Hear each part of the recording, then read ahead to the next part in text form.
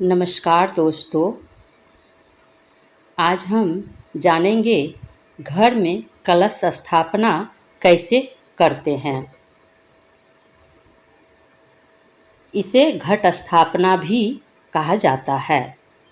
कलश स्थापना यानी घट स्थापना नवरात्रि के पहले दिन शुभ मुहूर्त, सही समय और सही तरीके से करनी चाहिए।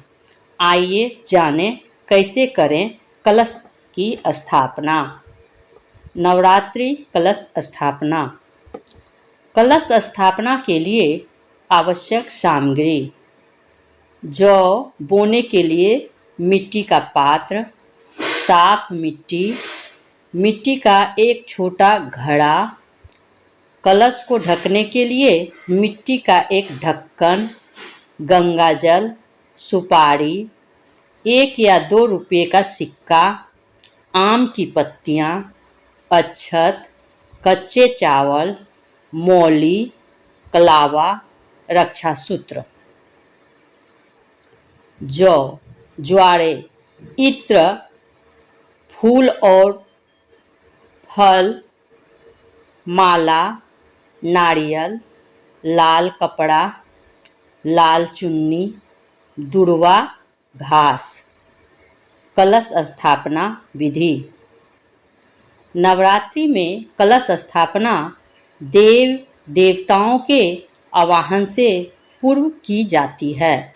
कलश स्थापना करने से पूर्व आपको कलश को तैयार करना होगा, जिसकी संपूर्ण विधि इस प्रकार है।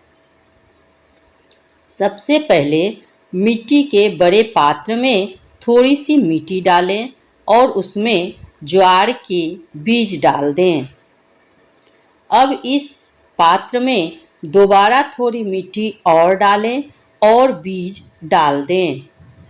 उसके बाद सारी मिट्टी पात्र में डाल दें और फिर बीज डालकर थोड़ा सा जल डालें।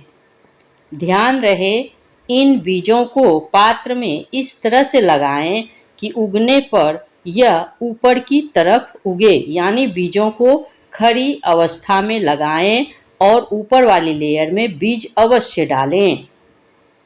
अब कलश और उस पात्र की गर्दन पर मौली बांध दें, साथ ही तिलक भी लगाएं।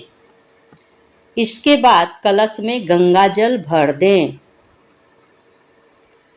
इस जल में सुपारी, इत्र, दुर्वा घास, अक्षत और सिक्का भी डाल दें। अब इस कलश के किनारे पर 5 अशोक के पत्ते रखें और कलश को ढक्कन से ढक दें। अब एक नारियल लें और उसे लाल कपड़े या चुनरी में लपेट लें। चुन्नी के साथ उसमें कुछ पैसे भी डालें। इसके बाद इस नारियल में चुन्नी को रक्षा सूत्र से बांध दें।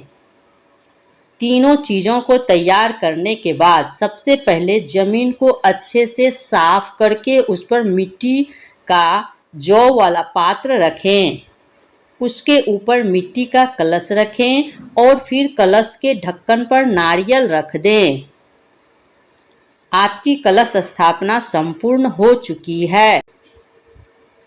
इसके बाद सभी देवी देवताओं का आवाहन करके विधिवत नवरात्रि पूजन करें। इस कलश को आपको 9 दिनों तक मंदिर में ही रखे देना होगा। बस ध्यान रखें, सुबह शाम आवश्यकता अनुसार पानी डालते रहें।